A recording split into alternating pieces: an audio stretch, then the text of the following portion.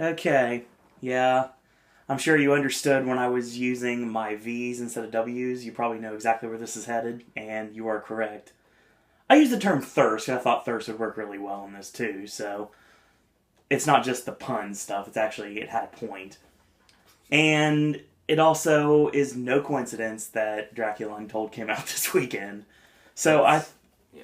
so in basically protest for you doing it this weekend, this was actually going to end the month, but we're ending with something that actually comes out also at the end of this month. So we'll talk about that in a couple weeks. But we're going to find out what happens when a battle of the undead takes place. We're going to see the Dracula battle. So AJ, take it away. I feel like I'm starting these videos off a lot by saying this, but I know what you're probably thinking, and if we were going to do Bela Lugosi's Dracula, it should probably be up against Murnau's Nosferatu. Yeah. But with the whole, delving in, Universal wants to delve into new territory and reboot everything, I figured we should take a look at what was the old and what is kind of the revamped. Oh, God. You bring the puns this time. that was just happening. I know. So maybe Nosferatu will come to Versus eventually. Who knows? Yeah, I've got like 3 copies of it, so it's bound to happen someday, folks. Horror 2015. Wait for it. I don't have the Herzog version, though. That's probably what it was up against since we're doing this one. That's like the equivalent. That'd be next year then. Yeah. Okay, so, I guess we'll start with, we'll do Coppola's first. It's worth noting that, as far as, like, the book is concerned, I guess a lot of people had assumed that, the reason the official title is Bram Stoker's Dracula is because it was the most faithful to the novel, which I hear that it is. I haven't read the book, but my brother did and told me that's pretty much what it is. Just padded out a little bit. But apparently it had something to do with because Universal would have had Dracula by now. I'd say so. In 92. Because this Dracula is Columbia. Mm-hmm. So they already had, the Dracula name. So they were pretty much forced to call it Bram Stoker's Dracula because of that. Well, I know you Dracula because of Universal, so yeah, definitely. I have a past with Dracula, Coppola's Dracula, regarding the scare factor. Since the whole reason we're doing that this month.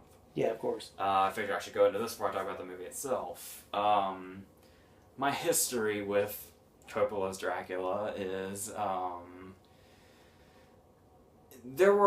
my parents had a VHS shelf where, like, mine and my brother's movies were, like, up here. The big box Disney movies were at the back. Mm-hmm.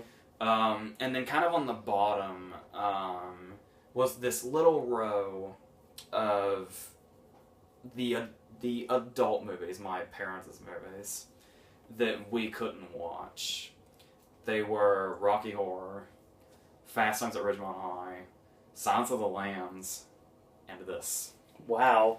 And I didn't really like gore at all when I was little, so I don't know what I was trying to prove, but I was hell-bent on seeing this movie when I was little. Okay. Just because I was so, I don't know if it was like the freaky gargoyle on the cover or what, but for some reason, despite the fact that I didn't like gore back then, I was just so fascinated with this movie that I had to see what was going on. I think it also had to do with the fact that every time I bring it up, my parents would say, I don't think you want to do that because it's pretty scary. But I would ignore that, of course. Of course.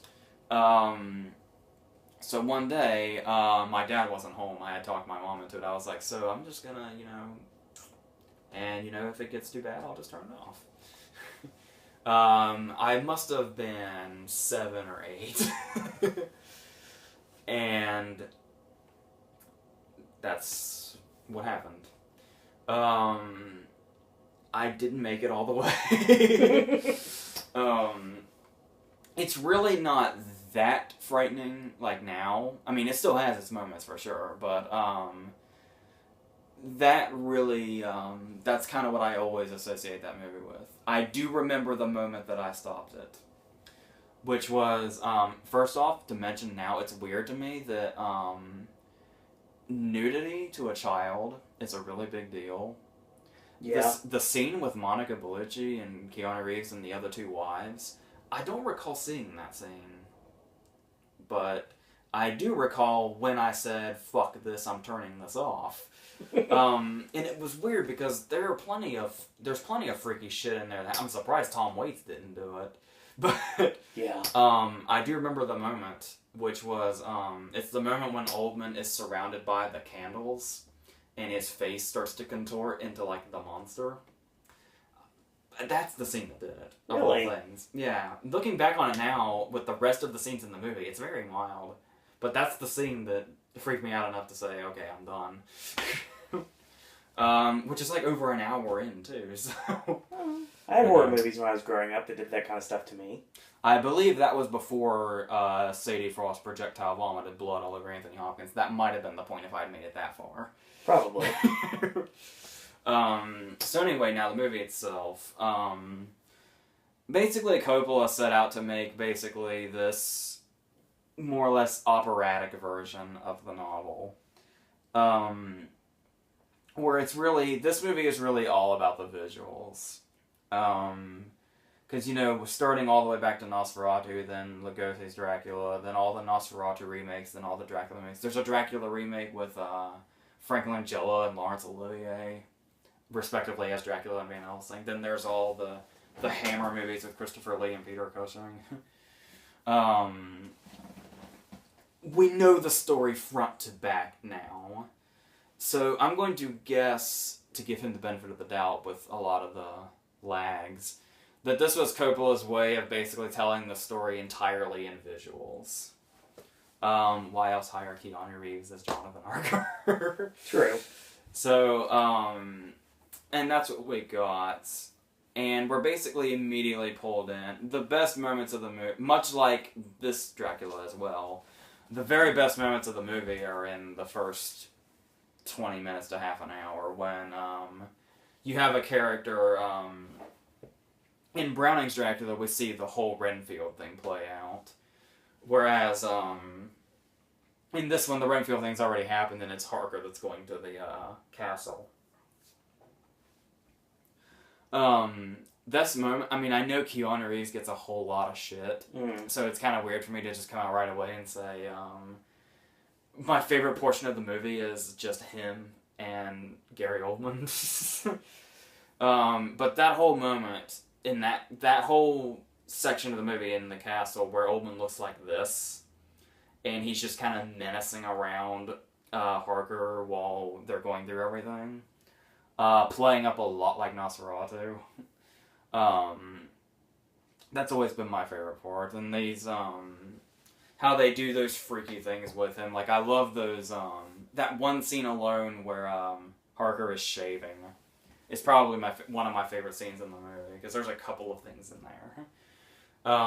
It starts off with he's in the mirror, you know, shaving, and then we see Dracula's hand come in and rest on Harker's shoulder, and when he turns around, Dracula's like at the very back of the room. He's like at the entrance.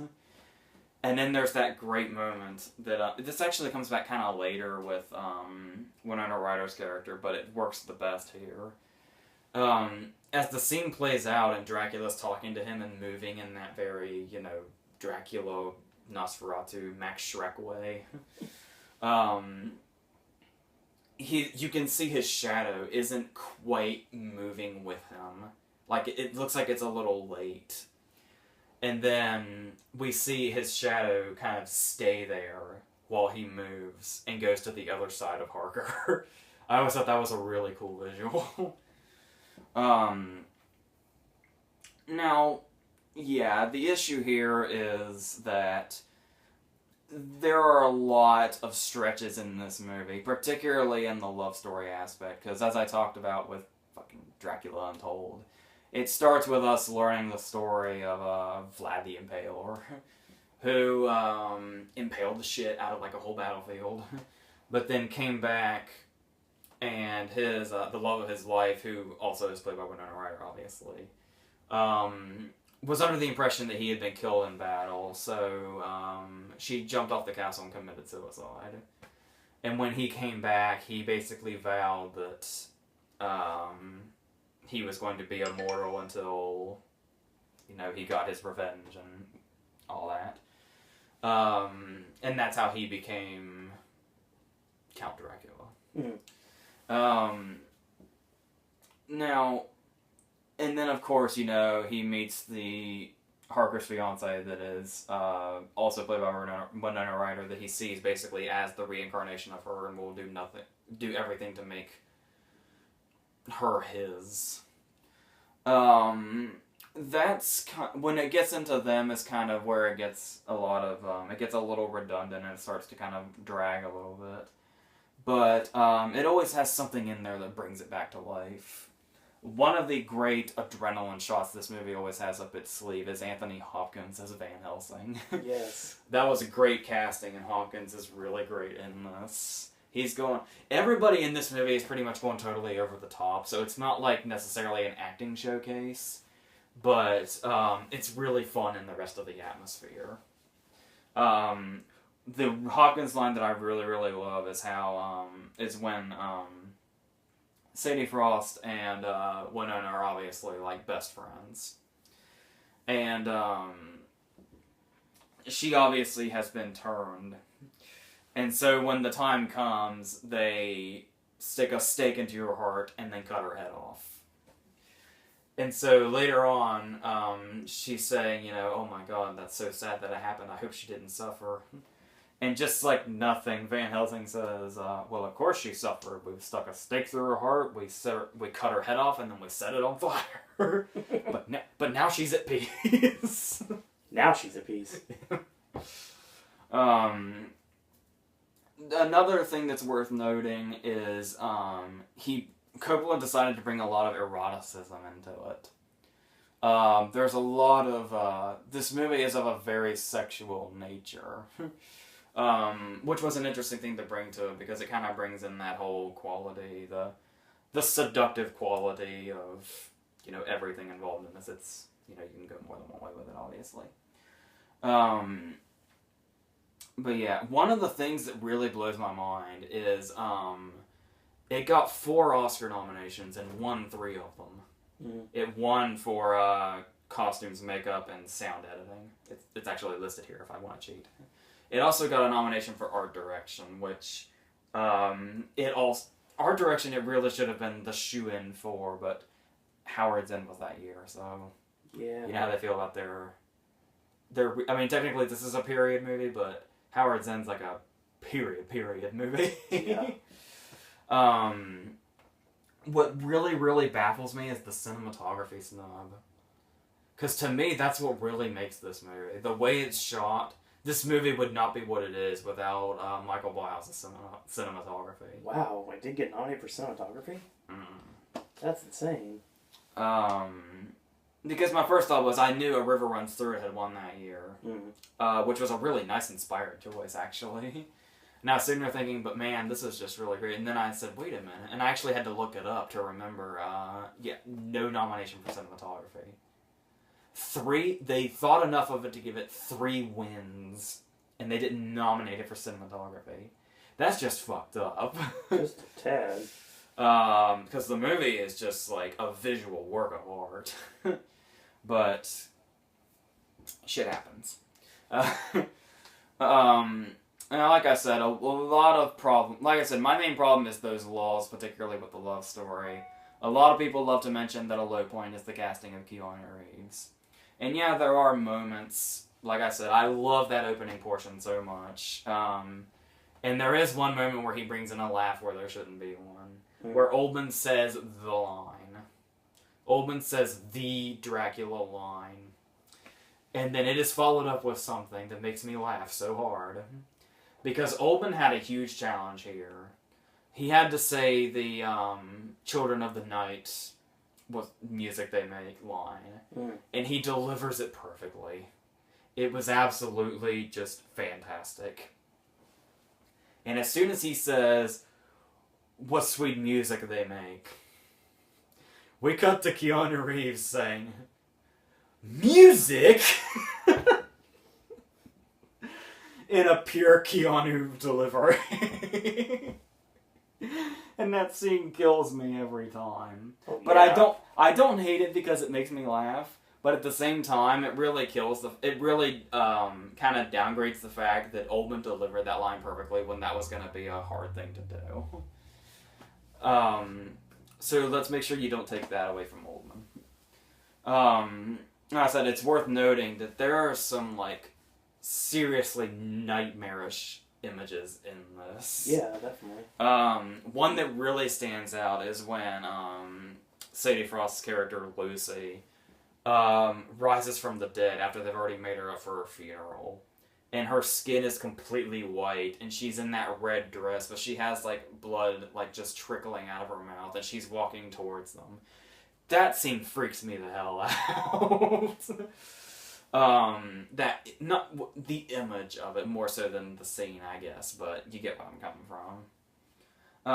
It's also bogged down a little bit by some side characters, like the ones played by Gary Oldman and Billy Campbell and stuff like that, where they're like the Richard E. Grant is good at it, but the other characters are kind of like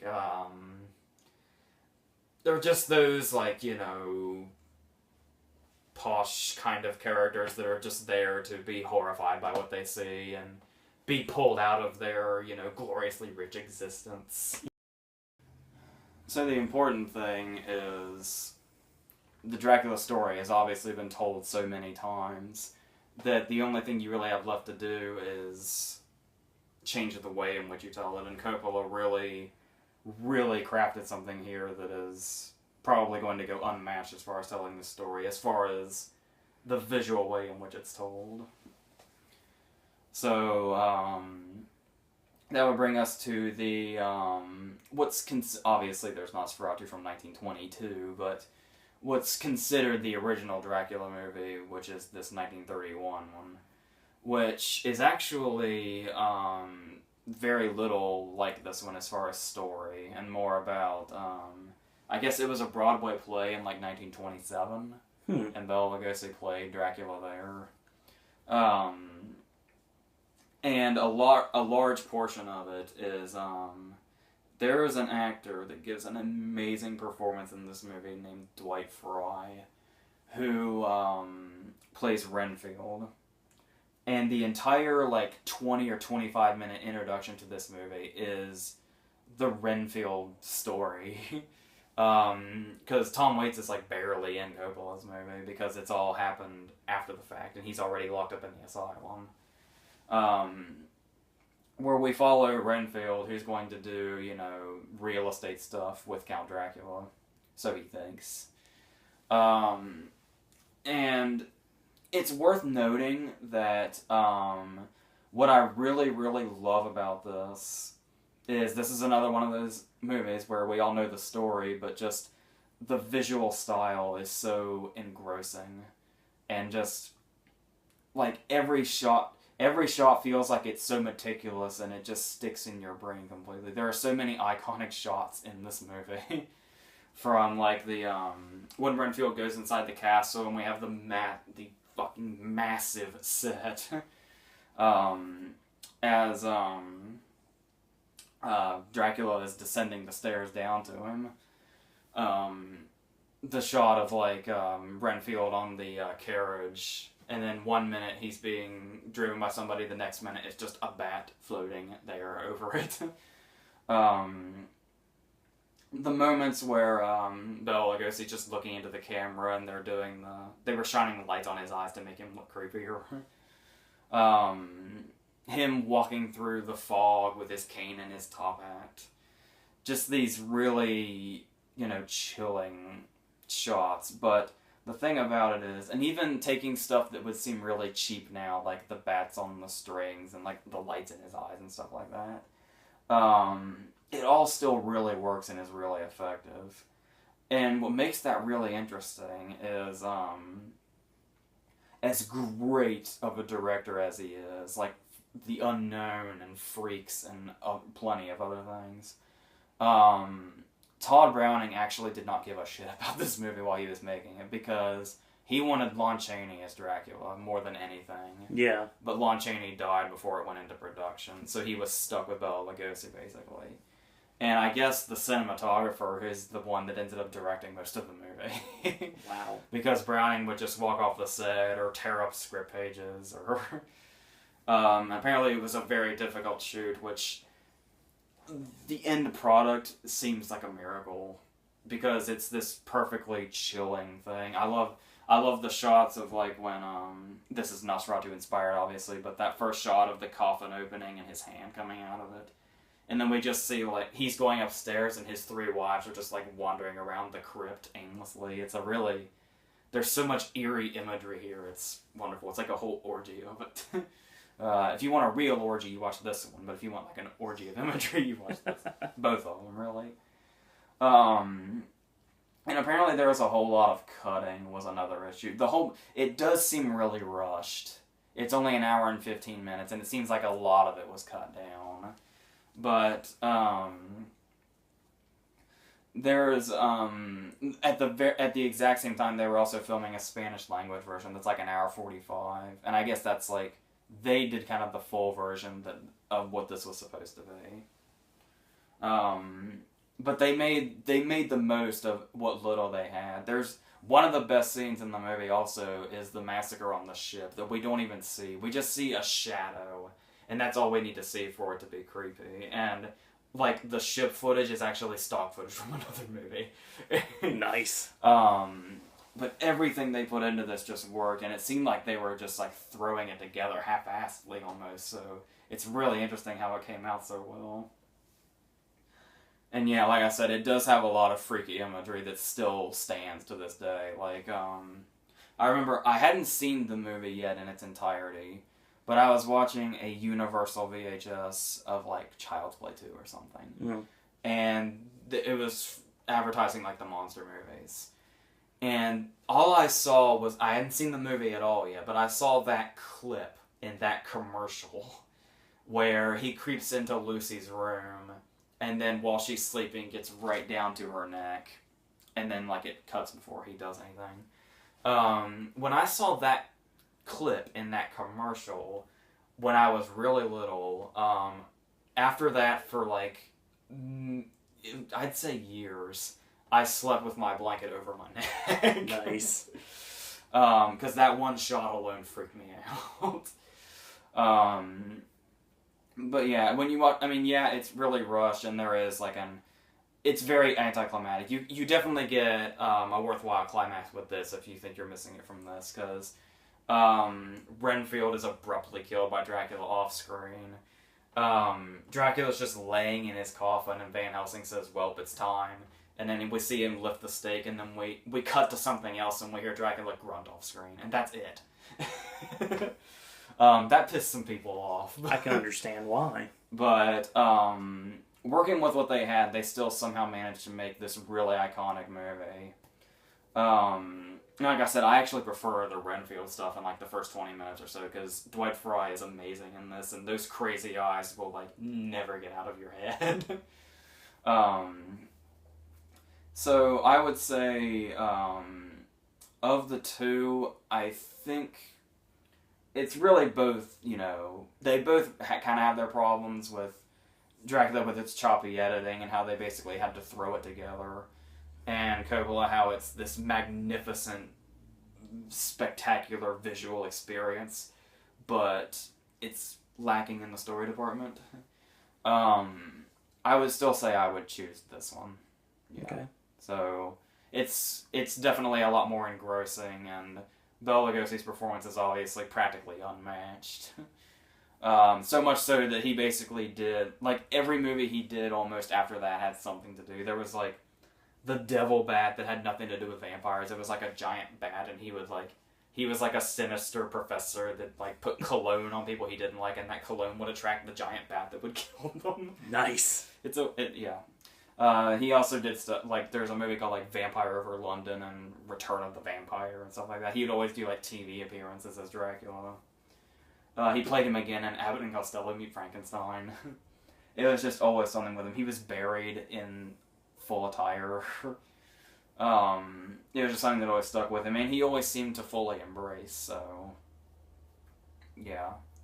Definitely. There's a picture of him on the back here just standing here, and that alone is kind of creeping me out. So, yeah, I'd definitely go with this. But they're both definitely get their point across and tell the story in their own way really well. These verses for at least the horror theme, and for any of them anyway, these are also just, if you haven't seen these movies, or if you haven't seen them in a long time, this is basically to go back and watch them, and this is kind of like a companion piece to watching the movie after all. Because some of these movies during the Halloween season, I mean, a lot of people watch this stuff anyway, so might as well. So next week, we're going into the depths of hell. I guess we're all about puns on Horror Month. And then our final verses for the month of October will be Game. So we'll knock that out, and hopefully you enjoyed the content on the channel this weekend. Sorry about the video getting up so late, but it's up for Saturday. Hopefully you enjoyed the video for Friday, and Ashley should be returning in the near future. Wrestling content coming next week. So, AJ, any parting words?